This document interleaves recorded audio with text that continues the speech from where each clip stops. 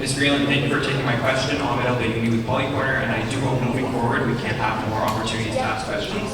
I'd like to ask you about the elephant in the room. You were interrupted by over a dozen protesters unhappy with the Trudeau government's response to the war in Odessa. Over a dozen people were kicked out, the room thinned out, and some told us that they were arbitrarily kicked out by your campaign team. Organizers say it's a result of repeated attempts by constituents of yours to reach you to, and I quote, to address her unwavering support for Israel's military operations in Odessa. We haven't seen this at any other campaign launch, not at the school, not at Mr. Carney's.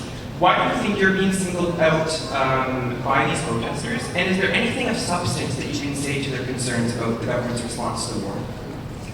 Thank you for the question. I do want to say I am really grateful that we live in a democracy. I am really grateful that we live in a country where everyone can express their views and where everyone has the right to protest. That is an amazing thing about Canada, and it's really important that people can disagree with each other and that everyone can state their view. It's also the case that the right to protest doesn't include the right to disrupt other people's right to speech. That is also essential.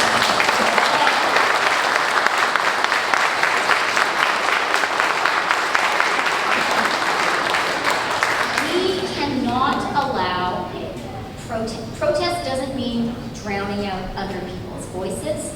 That is entirely unacceptable. That is not how Canadian democracy works. And I know that Canadians are not going to stand for that, and neither will I.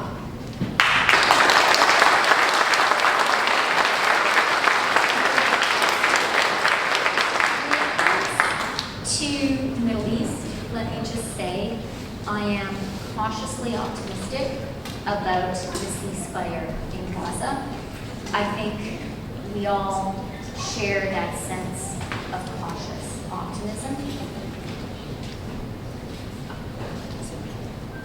For me, and I think for all of us, what has happened has been absolutely heartbreaking.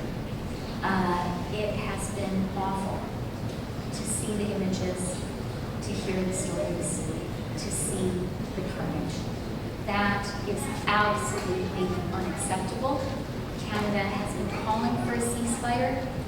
I am cautiously optimistic about the ceasefire that has been announced.